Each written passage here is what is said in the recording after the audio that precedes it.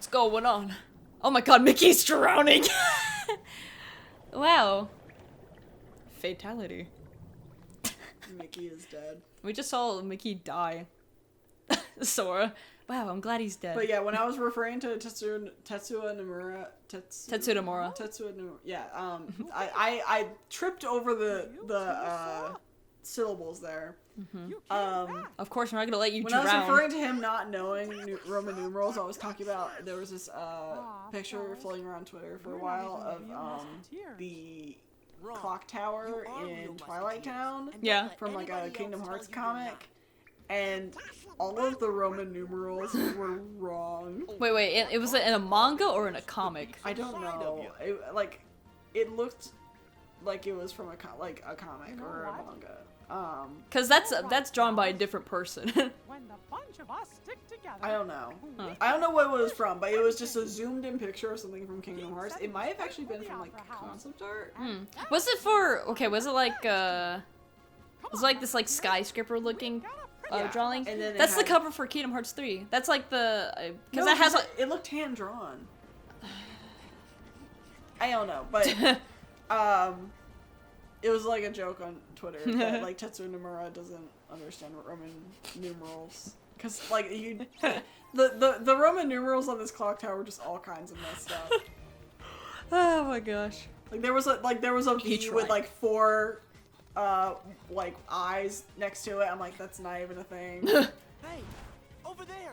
Hello. Those nitwits. Oi! The boss is gonna be mad. The boss is gonna be mad. What kind of accent is this? I was gonna say Boston. I don't know what kind of accent that is. No.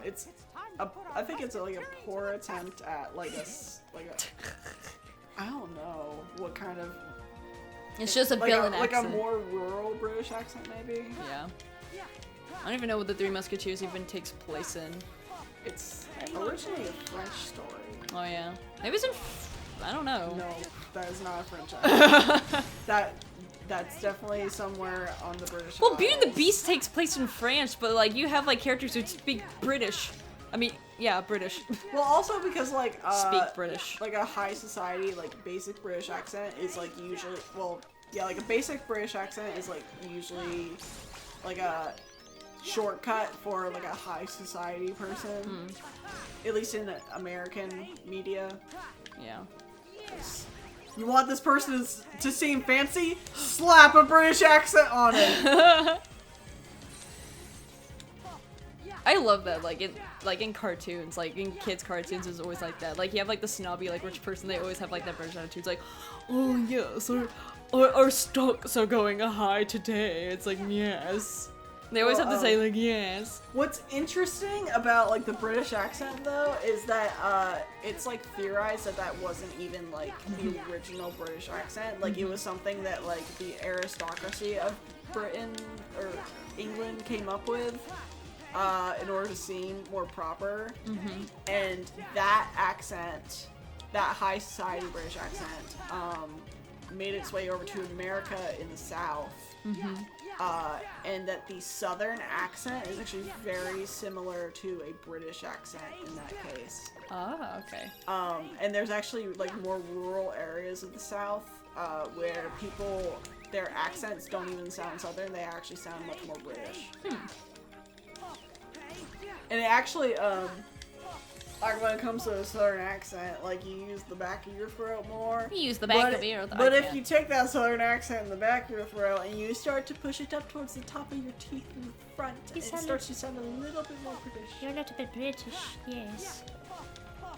See, like. But literally, like I saw a video of like a like an accent like what's the word expert.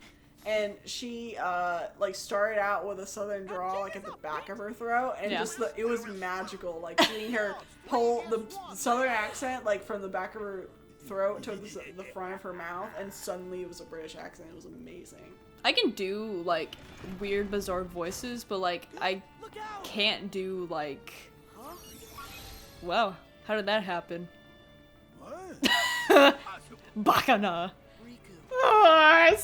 Stop! Riku saved us. He's been by our side. All right. Anyways, I was like saying. Princess to safety. I could do a lot of voices. Strangely enough, I can't do like a southern accent.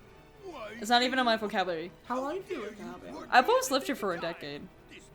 And I haven't like gotten like a British accent. I meant like a southern accent. Yeah. I just can adapt to like that kind of stuff. I just have like a North accent or I what the heck. moved here, generic American, I guess.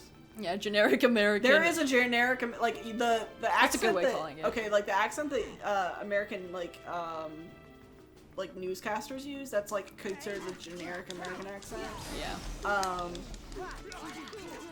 But I moved here in 2010, so yeah, I've actually been here less time than you. Whoa! What the heck? Whoa! Let's go. Yeah, I've only been here for 8 years, but Oh, whoa! There's a lot of stuff going on. This. Whoa. Okay, that was cool. wait, was it like? Was it flashing back between like Rifu's side of things and yours, or was it? For what? No, just now when it got all weird. Oh no, that was the Dream Eaters and me. Okay. There's something like that happens in the later world where it's Riku and Sora. It's really cool. A cool thing happens. I'm like, yeah, yes. like I was gonna say, you've actually been here longer than me. Yeah, I moved here in 2008. Yeah, I moved here in 2010. Oh, okay. I think the only reason why a southern accent comes easier to me is because my dad is from Alabama. Gotcha. And my mom is from Jersey. Jersey. But like West New Jersey, so there's like a little bit of a Philly influence. Like my uncle has a Philly accent. Ow. Do you do that when you play video games? You say ow when your characters get hit? I do that all the time. I'm like, ow, you hurt my boy. Oh, jeez. You fight this man. But yeah, no, I've always like lived in places where like it's hard to get an accent. Like I lived in Germany, which there's not really like a German accent. Well, you know, there's like there's like a German accent, but I was like too young to really adapt to that. You don't really register it. Yeah, of course. I mean, I know there's probably an accent in it, but like. Actually, now that I think about it, like, yeah, I didn't even notice when I was younger that my dad spoke differently. Where's Pete? Wait. Oh. Yeah. What? Got him. Got him. Do I do it? Oh, I have to do it to all of them. Lol. This is weird. It's just like a down.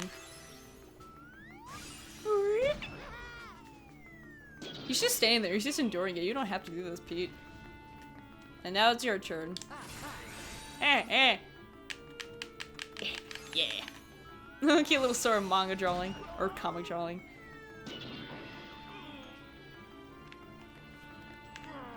Oh, here he comes! Here come big boy. He here. What does he do? What is blood? Oh. Oh my! What the heck? What do you have, Bloodhorn?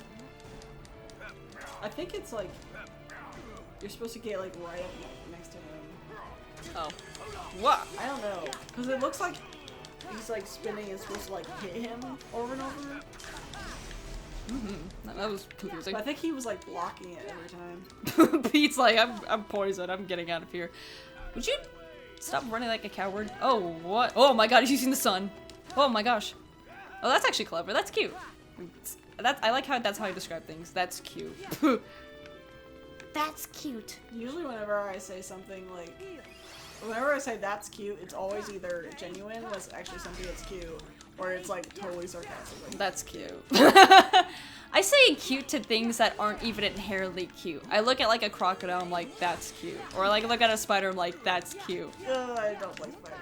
I love spiders. I took a nap today earlier, like after work, and I had a spider dream. Really? Like I don't have dreams like that. Like one of those spider dreams where it's like, it's not even about the spider, and the spider's just there suddenly. It's just staring at you. And I was like laying down in my dream, and it would like the spider was like slowly dropping down towards my face from the ceiling, and then it was one of those things where like when you wake up from that, Ugh. like, cause once it hit my face, like I woke up. Oh, and, gosh. Like, when I woke up, I was like smacking myself in the face and like just like shaking my pillows around and like just I felt gross. I had to get that. It woke me up though. So. See, I don't have dreams like that. I have dreams about, it's so weird. I have dreams about going to a certain place, and it's a place that I felt like I've revisited a lot of times. It's like this like whack looking building.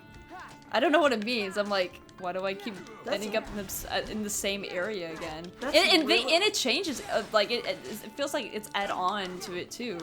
Like it's like the same building, but like more stuff is added to it. That's really rare, actually, to have reoccurring dreams. I wonder what it means. Maybe it's like go out, go see new things. Because I always talk about how like I really want to like travel and stuff. Yeah. Oh, now I fling you. Oh, that. Oh, that looks weird. Goodbye. I did it. I put that man in a cannon. Oh, and now his heart is destroyed. We get to play a little bit of Fantasia, and then we'll call it a night. Okay. Because I really want to play a little bit of the Fantasia world, and then we can. Yeah. Because we've been filming a bit. We're like, this game's actually pretty short, because I think it's only a couple hours long. I know Kingdom Hearts 2 is like, is it 40 hours long? I don't remember how long this game is, but I know it's pretty short. I mean, it's probably not 40 hours, like, total in gameplay, though, is it? Like, it's probably 40 hours if you're, like, having to replay certain areas. I know Kingdom Hearts 3 is like 80 hours long. What? Yeah. Yeah. I'm excited. Because Final Fantasy 15 was only like 20 hours long. If you, I guess, yeah. And the Kingdom Hearts 3 is 80. That's a lot.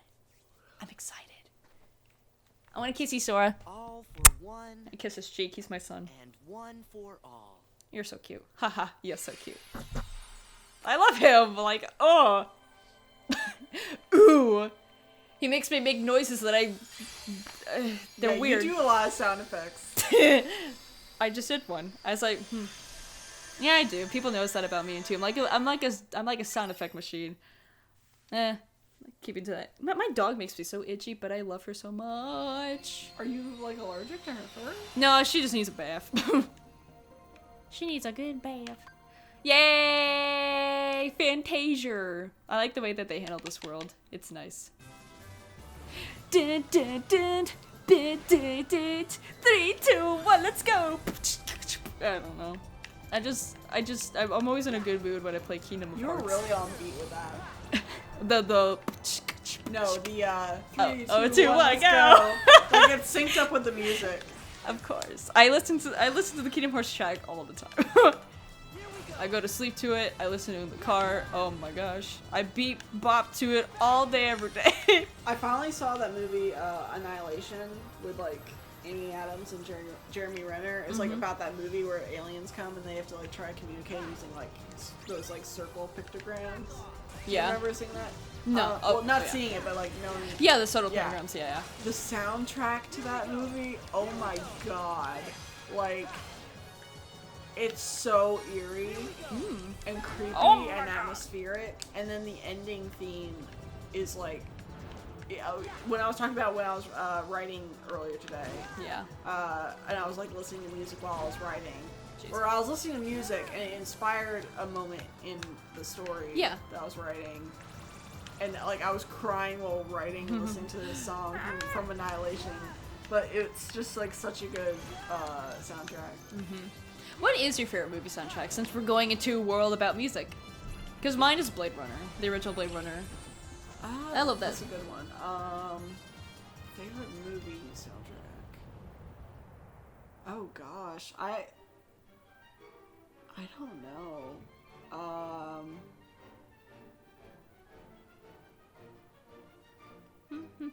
no. I would say that Fantasia is cheating because it's not really like It's orchestrated. well, yeah, but Oh, well, yeah. it's pre-existing music. That's true. Let's see if I had to pick a Wow. soundtrack. Epic. Mickey. Epic Mickey. I don't know. I can't think of one off the top of my head. Because I remember really liking the Blade Runner soundtrack a lot. I go back and listen to a lot of game soundtracks, but I don't really go back and listen to movie soundtracks. Shape of Water soundtrack's really good. I suggest checking out the Shape of Water soundtrack. Yeah! Unless you, I mean, I guess you could say Prince of Egypt, but that's cheating because it's a musical. Is this... Even the single traps with that's really good, Am though. I back at Master Yensid's tower? That's a big book. How can you read a book that big? Something seems off. I think my biggest problem when it comes to movie scores is that, like, a lot of times... King Mickey! For me, it's very generic. Yeah, a lot of times movie scores are very generic. I don't even, I like the newer Star Wars. Oh, wait, continue. Yeah. I was just gonna add on to that. Like, a lot of times it's very Is this what's generic, troubling him? but also, Alright. there'll be, like, one song or a couple songs that are, like, standout songs in that soundtrack. Like, Interstellar soundtrack, for the most part, it's not that great. Yeah. But, No Time for Caution that plays during the docking scene. Ooh, I love it. It's great. So good. That's the issue I have, like, the new Star Wars movies. Like, they don't really have any good Wait, tracks. Am I in some world where the king was still in I don't even know training? why I was nominated last year So, for, like, does best that mean score. this world It's like, is eh. sleeping? I would have to see what it was up against.